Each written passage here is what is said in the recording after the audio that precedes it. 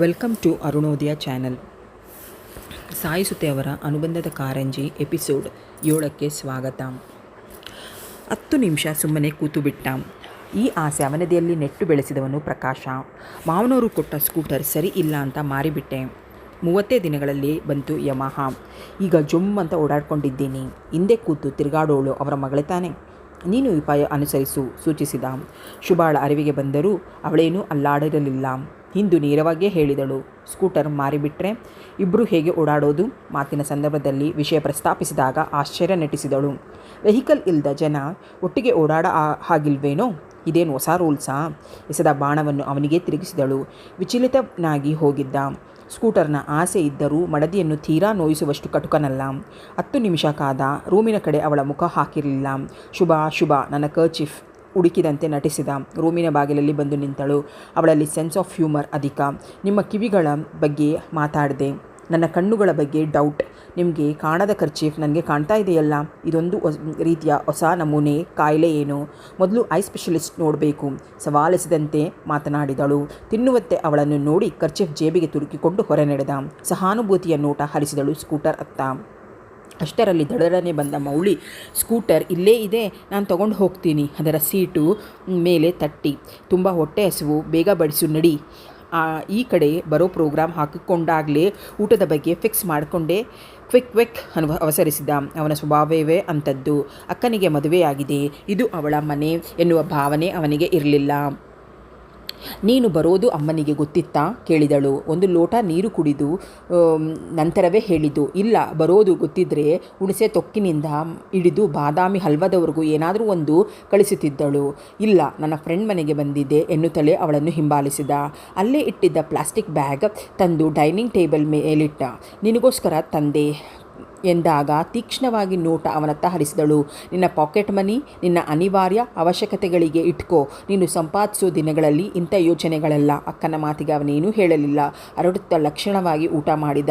ಸಂಜೆ ಫಿಲಮ್ಗೆ ಹೋಗೋ ಪ್ರೋಗ್ರಾಮ್ ಹಾಕಿದ್ದಾರೆ. ಫ್ರೆಂಡ್ಸ್ ಎಲ್ಲ ಹೋಗೋದಾ ಬೇಡವಾ ಅಂತ ಯೋಚನೆ ಮಾಡ್ತಾ ಇದ್ದೀನಿ. ಜೇಬು ತುಂಬ ನೋಟುಗಳನ್ನು ತುರುಕಿಕೊಂಡು ಬರೋ ಶ್ರೀಮಂತರ ಮಕ್ಕಳು ಅವರು. ಅವರ ಹಣಕ್ಕೆ ಯಾವುದೇ ಬೆಲೆ ಇಲ್ಲ. ಆದರೆ ಅಣ್ಣ ಕೊಡೋ ಪಾಕೆಟ್ ಮನಿ ಭಾವವೇಗದಿಂದ ಅವನ ಧ್ವನಿ ಉಯ್ದಾಡಿತು.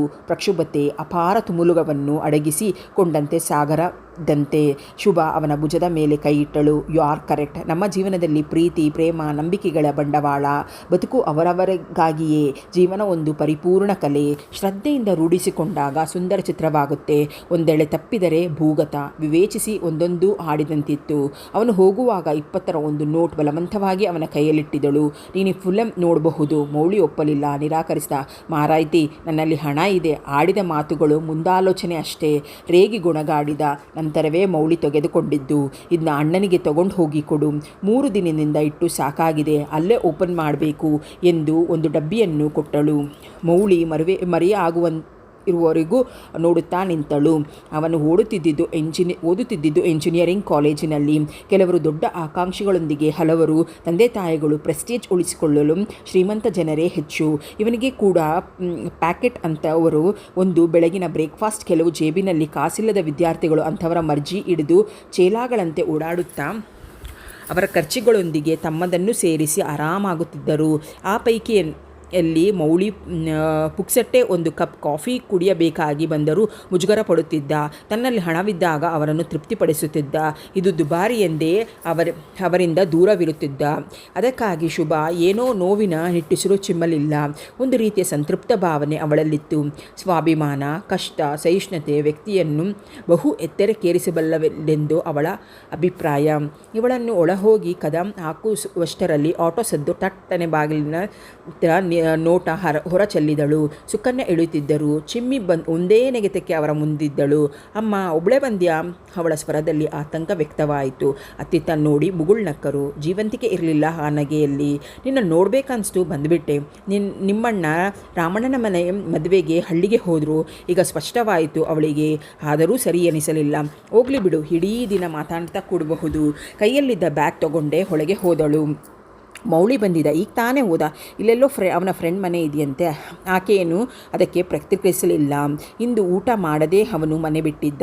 ತಾಯಿಯನ್ನು ಕೂಡಿಸಿ ಹೋಗಿ ಒಂದು ಲೋಟ ಕಾಫಿ ಮಾಡ್ಕೊಂಡು ಬಂದಳು. ಸ್ವಚ್ಛವಾಗಿ ಆರೋಗ್ಯವಾಗಿರುತ್ತದೆ ಆಕೆಯ ಮುಖದ ಮೇಲೆ, ಅಲ್ಲಲ್ಲಿ ಬೆವರಿನ ತೇವ, ಕಣ್ಣುಗಳಲ್ಲಿ ಭಯ ಬೆರೆತ ಆತಂಕ, ಒಳಗೆ ಅನುಭವಿಸುತ್ತಿದ್ದ ಬೇಗುದೆ ಆಗಾಗ ಮುಖದ ಮೇಲೆ ಎಣಿಕೆ ಹೋಗುತ್ತಿತ್ತು.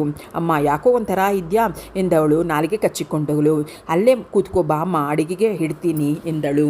ಸುಕನ್ಯೆಯಿಂದ ಕಾಫಿ ಕುಡಿಯಲಾಗಲಿಲ್ಲ. ತಾಯಿ ಕರಳು ಸಂಕಟ ಯಾವುದಕ್ಕೂ ಸಾಟಿಯಾಗದಂತೆನಿಸಿತು ಆಕೆಗೆ.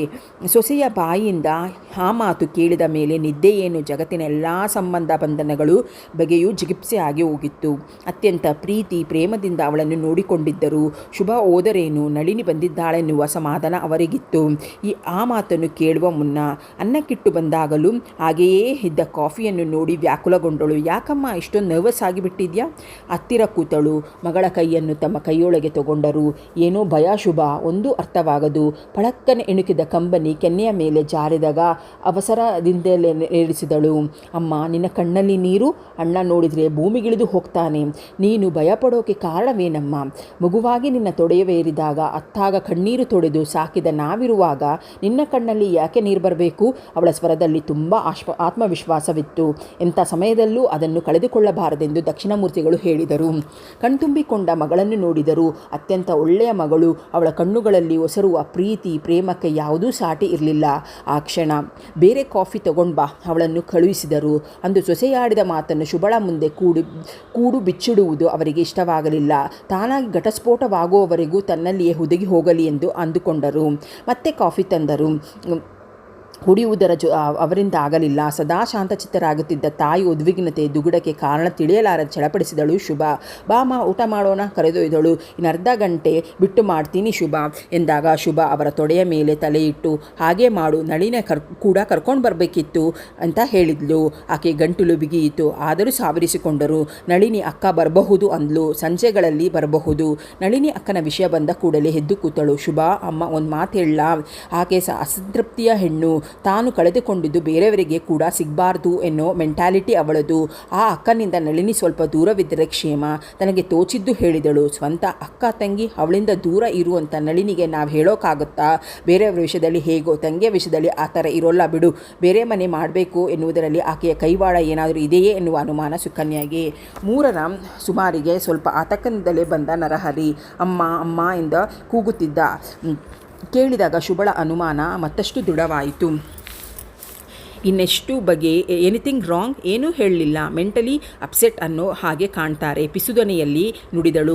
ಏನಿದೆ ಅಂಥದ್ದು? ಕಣ್ಣಲ್ಲಿ ವಿಸ್ಮಯ ನಟಿಸುತ್ತಾ ಶೂ ಕಳಚಿ ಪಕ್ಕಕ್ಕಿಟ್ಟ. ನಾನೇ ವಿಚಾರಿಸ್ತೀನಿ, ನನ್ನ ಹೊಟ್ಟೆಗೆ ಏನಾದರೂ ಏರ್ಪಾಟ್ ಮಾಡು. ಕೋಣೆಯತ್ತ ನಡೆದ. ನಿಶ್ಚಲವಾಗಿ ಮಲಗಿದ ತಾಯಿ ಪಕ್ಕದಲ್ಲಿ ಬಂದು ಕೂತ. ಅಮ್ಮ ಮೆಲ್ಲಗೆ ಕೈ ಹಿಡಿದುಕೊಂಡ. ಬೆಚ್ಚಿದಂತೆ ಕಣ್ತೆರೆದು, ಏದೇನೋ ನರಹರಿ, ಹಾಗೆ ತಟ್ಟನೆ ಎದ್ದು ಕೂತರು. ಮನೆಗೆ ಹೋದೆ, ನೀನು ಇಲ್ಲಿಗೆ ಹೋಗಿದೆ ಅಂತ ತಿಳಿಯಿತು, ಹಾಗೆ ಬಂದೆ ಎಂದ. ನೇರವಾಗಿ ಆಕೆಯ ಕಣ್ಣುಗಳನ್ನು ನಿಟ್ಟಿಸಲು ಕೂಡ ಅವನಿಂದ ಆಗಲಿಲ್ಲ. ಸುಕನ್ಯಾ ನಕ್ಕು ಬಿಟ್ಟರು. ಅದರಲ್ಲಿ ಜೀವಂತಿಕೆ ಹರ್ಷವನ್ನು ಹುಡುಕಾಡಿದ ಒಂಚೂರು ಇರಲಿಲ್ಲ. ಅತ್ಯಂತ ನೀರಸವಾದ ನೆಗೆಯ ಮುಖದಲ್ಲಿ ಶೂನ್ಯತೆ ನೆಲೆಸಿದಂತಾಗಿ ಕಂಡಿತು. ಶುಭನ ನೋಡ್ಕೊಂಡು ಹೋಗೋಣ ಅಂತ ಬಂದೆ ಅಷ್ಟೇ ಅಂದಿದ್ದು ಅಮ್ಮ ಅಂದ. ಆಕೆ ಕಣ್ಣಂಚಿನಲ್ಲಿ ಕಂಬನಿ ಶೇಖರವಾದರೂ ಹೊರಗೆ ಧುಮ್ಮುಕಲಿಲ್ಲ. ಮನೆಗೆ ಹೋಗೋಣ, ಮತ್ತೇನು ಹೇಳಲಾಗಲಿಲ್ಲ ಅವನಿಗೆ. ಚಿಂತಿಸಿ ಒಂದು ದೃಢ ನಿಶ್ಚಯಕ್ಕೆ ಬಂದಿದ್ದ. ರೂಮಿಗೆ ಬಂದ ಮೌಳಿ ಏನೋ ಹುಡುಕಾಡುತ್ತಿದ್ದ. ಶೇವ್ ಮಾಡುತ್ತಿದ್ದ ನರಹರಿ ನೋಡಿದರೂ ನೋಡದಂತಿದ್ದ. ಡ್ರಾಯರ್ನಲ್ಲಿ ತಲೆಕಾಡಿದವನು ಅತ್ತಿಗೆ ಕೂಗಿದ. ಸೋಪ್ ತಿಡುತ್ತಿದ್ದ ಬ್ರಷ್ ಪಕ್ಕಕ್ಕೆ ಹಿರಿಸಿದ. ನರಹರಿ ಅವನತ್ತ ತಿರುಗಿದ. ಏನೋ ಮೌಳಿ, ಬಹಳ ಆತಕ್ಕಿಂತ ಪುಸ್ಲಾಯಿಸೋಕೆ ಹೊರಟಿದ್ಯಾ? ಹಾಸ್ಯ ಮಾಡಿದ. ಅವನು ಉಫ್ ಎಂದು ಊದಿದವನು ಪ್ರಯೋಜನವಿಲ್ಲವೆಂದು ಕೈಯಾಡಿಸಿದ.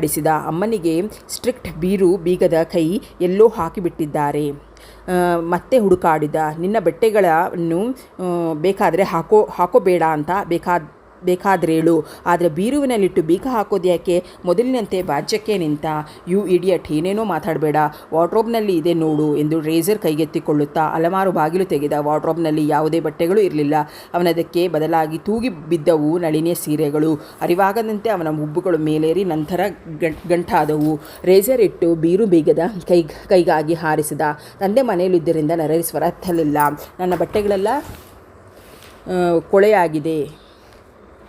ನನ್ನ ಬಟ್ಟೆಗಳೆಲ್ಲ ಕೊಳೆಯಾಗಿದೆ. ಮೌಳಿ ಮುಖ ಒಂಥರ ಮಾಡಿದ. ನಳಿನಿ ಕಿರಿ ಅವನನ್ನು ಅಟ್ಟಿದ. ಬಂದ ಕಳೆ ನೀಡಿ ಹುಡುಕುವಂತೆ ನಟಿಸಿದಳು. ಎಲ್ಲೋ ಇಟ್ಟು ಮರೆತಿರ್ಬಿಟ್ಟಿದ್ದೇನೆ, ಅದು ಸುಳ್ಳೆಂದು ನರಹರಿಗೂ ಗೊತ್ತು. ಆಗುವ ಸ್ವಲ್ಪ ರಾಧಾಂತಕ್ಕೆ ನೋಯುವವರೆಷ್ಟೋ ಜನ ಎಂದು ಅಂದುಕೊಂಡ.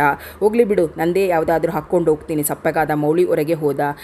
ಕೆಂಡ ನುಂಗಿದಂತಾಯಿತು ನರಹರಿಗೆ. ಮೇಲ್ನೋಟಕ್ಕೆ ಕೆಲವೊಮ್ಮೆ ಸಿಡಿದರೂ ಮೌಳಿ ಎಂದರೆ ಅವನಿಗೆ ಪ್ರಾಣ. ಶೇವ್ ಮುಗಿಸಿದವನು ತೆಪ್ಪಗೆ ಕೂತ ಮಂಚದ ಮೇಲೆ. ಒಂದೆರಡು ಸಲ ಬಂದು ಹೋದಳು ನಳಿನಿ. ಮೂರನೇ ಸಲ ಬಂದಾಗ ಸನ್ನೆ ಮಾಡಿ ಹತ್ತಿರಕ್ಕೆ ಕರೆದ. ಬೀರುಕಿ ಬಂಚೆಲ್ಲಿ ಅತ್ತಿತ್ತ ನೋಡಿ ತೀರಾ ಅವನ ಸನಿಹಿಕೆ ಬಗ್ಗಿದಳು.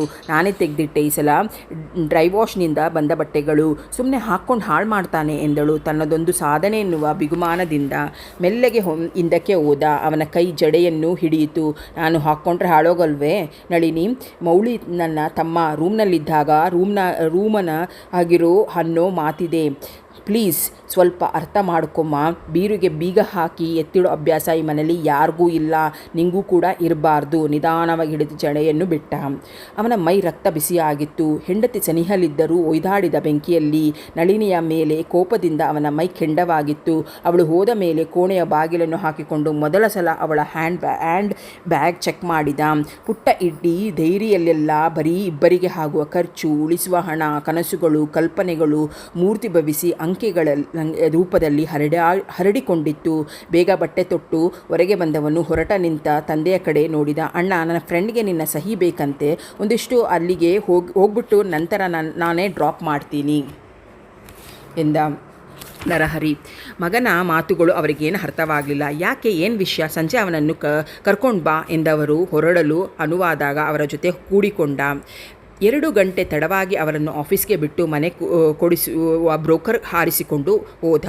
ಮಧ್ಯಾಹ್ನ ಬಿಸಿಲಿನಲ್ಲಿ ಮಗಳು ಬಂದಾಗ ಮೃತ್ಯುಂಜಯನಿಗೆ ಆಶ್ಚರ್ಯವಾಯಿತು. ಈ ಉರಿ ಬಿಸಿಲಲ್ಲಿ ಸುಕನ್ಯಾ ಅವರು ಕಳಿಸೋಕೆ ಒಪ್ಪಲ್ವಲ್ಲ, ನೀನೇಗೆ ಬಂದೆ? ಅವರಿಗೆ ತಪ್ಪಾಗಿ ಕಂಡಿತು ಕೂಡ. ಅವಳೀಗ ಆಕಾಶದಲ್ಲಿ ಸ್ವತಂತ್ರವಾಗಿ ಹಾರಡುವ ಅಕ್ಕಿಯಾಗಿದ್ದಳು.